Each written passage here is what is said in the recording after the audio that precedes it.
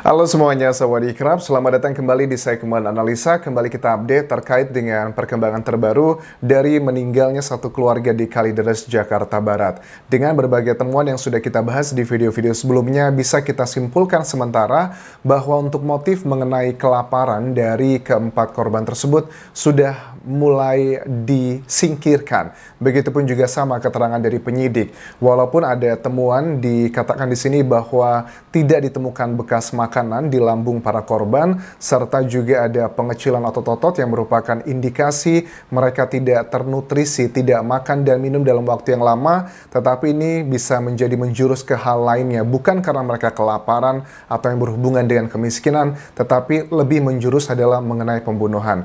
Tidak bisa dipungkiri, ada dua motif yang cukup kuat dalam kasus ini. Kita ketahui Reni Margareta dan Rudianto adalah orang tua dari keluarga ini, orang tua dari Dian, yang sangat diduga kuat meninggal pertama kali itu di bulan Mei 2022.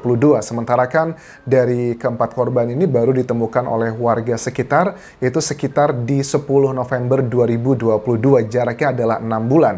Kita dapatkan data mengenai Mei tersebut, bulan Mei untuk Reni dan juga Rudianto, karena berdasarkan keterangan dari petugas, ada 3 orang yang merupakan petugas koperasi simpan pinjam. Karena ada salah satu petugas yang sudah mengetahui hal tersebut, tetapi mereka tidak berani memberitahukannya ke RT atau bahkan ke kepolisian. Sementara untuk Budianto dan Dian Febiana, ya masih menjadi perdebatan. Karena apa? Perdebatan di sini, apakah mereka berdua ini meninggalnya adalah karena sama-sama melakukan mengakhiri hidup sendiri atau bahkan ada pihak ketiga. Kita sebutnya adalah Reni dan Rudianto adalah pihak pertama, Budianto dan Dian adalah pihak kedua, dan pihak ketiga adalah ada orang di luar sana yang memang melakukan pembunuhan berencana ini. Temuan terbaru yang disampaikan kalau aku lihat di sini dari Kombes Hengki Haryadi di Reskrimum Polda Metro Jaya, ada catatan dari 2 handphone yang memang ditemukan di sini. Ada komunikasi satu arah dan juga penuh dengan kata-kata negatif. Maksudnya seperti apa? Coba kita simak cuplikannya berikut ini. Aku ambilkan dari tayangan Kompas TV berikut ini. Itu sekali lagi hanya 2 HP. Tetapi ada komunikasi yang intens antara HP ini ke HP ini.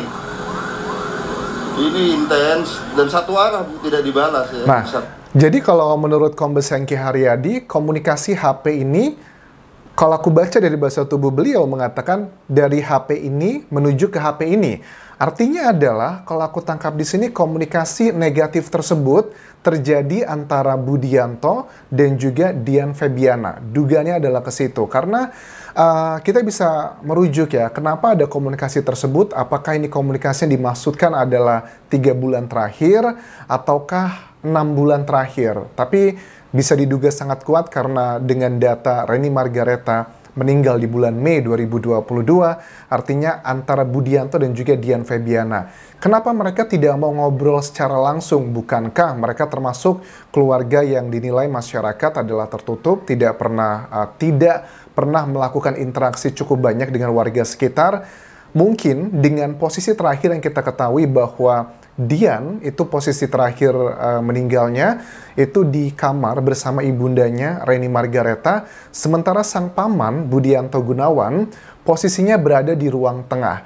Apakah komunikasi yang penuh dengan kata-kata negatif itu sama menggambarkan dengan posisi terakhir mereka, jaraknya hanya berbeda ruangan, tetapi kenapa harus berkomunikasi lewat handphone dalam satu rumah? Kita bisa make sense kalau rumah tersebut adalah rumah mewah yang mungkin ada berapa lantai, itu make sense. Tetapi kan rumah dari TKP itu tidak terlalu besar seperti itu, cukup nggak masuk akal kalau tidak ada alasan yang kuat mereka tidak mau ngomong secara langsung. Kesannya kayaknya kayak ada kesan kayak jijik gitu loh, nggak mau ngomong satu sama lain, ada emosi yang luar biasa.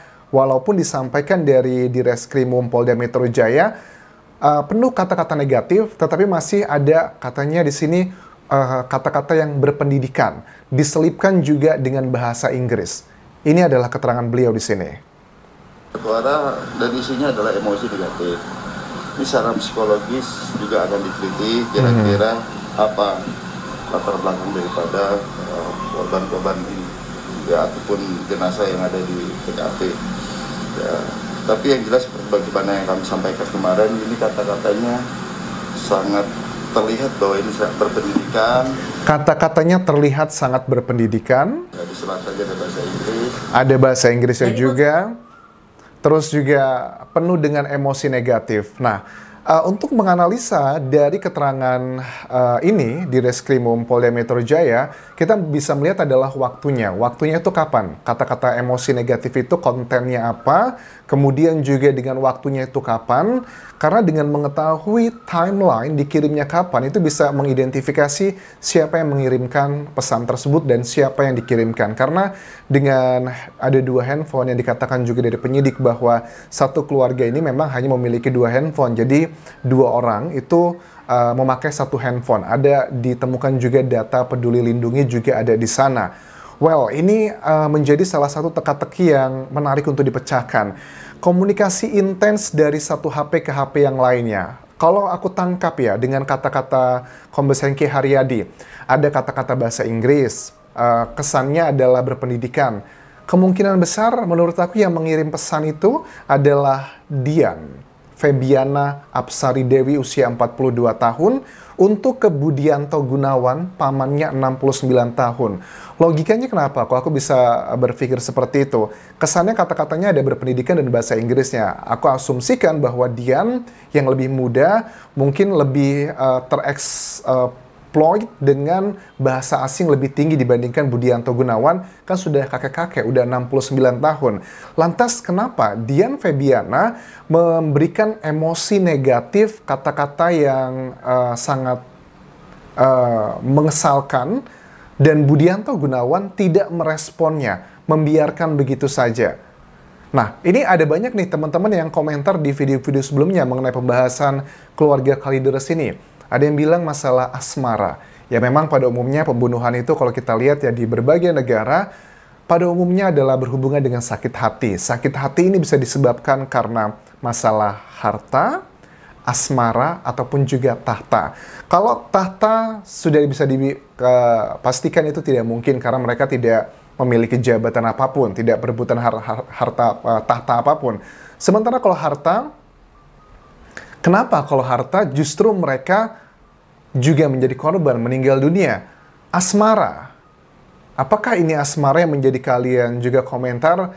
Ada hubungan yang terlarang di sini Anjas, kenapa seperti ini dan sebagainya. Tapi ada yang bilang bahwa nih ya, katanya Dian memiliki hubungan tertentu dengan Budianto, ini adalah asmara terlarang. Kok aku tidak mengarah ke situ juga ya?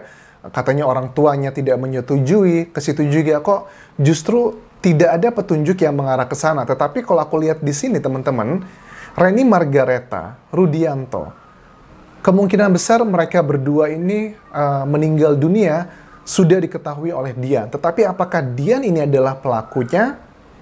Kayaknya sangat kecil kemungkinan. Karena sampai sekarang pun dari penyidik mengatakan data otopsi sementara tidak ada luka-luka bekas kekerasan di sana. Tetapi kekerasan ini apakah dia diancam nih? Tidak boleh keluar kemana-mana atau nanti dihabisi, Dian menjadi salah satu sandranya. Tapi kenapa Budianto juga ditemukan meninggal dunia? Nah, ada banyak teka-teki yang masih terputus. Kenapa begini, kenapa begitu? Kalau ditemukan satu jejak DNA, ini harus rely kepada data-data ilmiah sih. Data ilmiah itu ya seperti sidik jari, DNA. Kita akan melihat pihak ketiga. Adakah pihak ketiga di sini data DNA yang ditemukan? Kalau ada, kecuali dengan tukang PLN ya. Karena kan tukang PLN itu di tanggal 9 November juga mencabut listriknya karena memang sudah diperingatkan. Begitupun juga data DNA kalau seandainya ditemukan dari Pak RT dan juga warga lainnya yang menemukan di tanggal 10 itu bisa dieliminasi. Terus juga dengan siapa data yang dari petugas koperasi itu juga bisa dieliminasi. Terus mengenai anak-anak nih, anak-anak dari Reni Margareta dan juga Rudianto, kan diketahui ada 2 anak perempuannya juga. Ini masih belum clear ya, simpang siur ya. Ada 2 anak perempuan, Reni dan juga Rudianto, yang sudah kita baca di sejumlah artikel media massa yang tinggal di Bekasi sudah dilakukan pemeriksaan. Lantas hasilnya apa? Karena kalau berhubungan dengan harta, kenapa mereka semua meninggal dunia gitu? Ya memang kita nggak bisa pungkiri ada uang total, kan banyak yang bilang ada 3,5 miliar. 3,5 miliar tuh bukan uang cash teman-teman, tetapi adalah harta yang ditinggalkan dari bangunan dan juga rumah. Itu juga menjadi salah satu petunjuk yang kuat kalau memang itu mengarah ke pihak ketiga. Siapa yang akan mendapatkan semua itu? Bukan menuduh, tetapi adalah petunjuk. Kan belum tentu juga mereka menjadi pelakunya, tetapi bisa menjadi petunjuk. Karena kalau yang bilang adalah masalah sekte, mereka mengikuti aliran tertentu, banyak yang percaya itu, tetapi pada umumnya biasanya, kalau orang itu melakukan ritual seperti itu, biasanya ada gurunya. Ada bekas-bekas ritual yang tersisa. Kan yang kita temukan di sana dari keterangan penyidik, hanyalah pertama itu handphone, 2, kemudian ada sisa nasi bungkus, bekas truk pembelian di minimarket, terus juga ada lilin karena mati lampu, make sense, terus juga sama bedak bayi, terus juga sama kapur barus, dan itu tidak ada hal-hal yang menjurus ke masalah sekte tertentu. Ada yang mengatakan mengenai ada buku-buku dari ajaran berbagai agama. Ya, kita ya, mayoritas di Indonesia gitu kan ya, ada Al-Quran kan semuanya, tetapi apakah, mohon maaf, kalian membaca Al-Quran setiap hari juga kan tidak mungkin hanya bisa menjadi koleksi aja. Begitupun juga sama dengan ajaran agama ini. Jadi, kalau secara pribadi aku masih cukup cenderung tinggi, motifnya adalah kombinasi pembunuhan berencana, ataupun juga dengan mengakhiri hidup sendiri. Kalau menurut kalian, apakah kalian setuju dengan motif kombinasi ini? Kalian bisa tuliskan di kolom komentar video ini.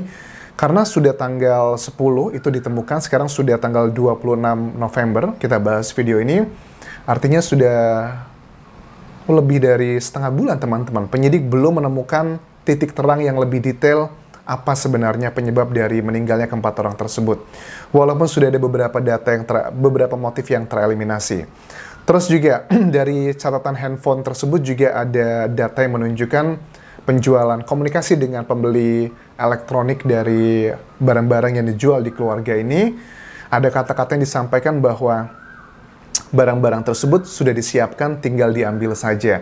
Itu sih sebenarnya bukan menjadi petunjuk untuk menuju ke pelaku atau apapun motifnya, tetapi bisa menjadi petunjuk untuk pendukung ya. Pendukungnya untuk mengetahui ternyata mereka memang sudah menyiapkan menjual semuanya. Apakah mereka ini mau pindah begitu karena ada permasalahan keluarga?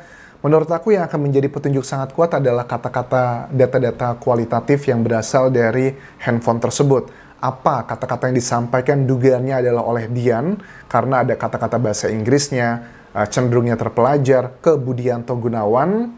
Kenapa Budianto Gunawan hanya diem saja tidak membahasnya? Kalau ini harus dicek dengan timeline-nya, kapan pesan-pesan tersebut dikirimkan. Karena dengan data Reni Margareta meninggal dunia itu di Mei 2022. So, that's it yang bisa aku update untuk video kali ini. Teka-tekinya masih cukup panjang. Semoga kalian terus setia untuk mengawal kasus ini. Kita akan cari tahu bagaimana perkembangan selanjutnya. Setiap ada update akan aku bahas mengenai kasus di Kalideres, Jakarta Barat ini.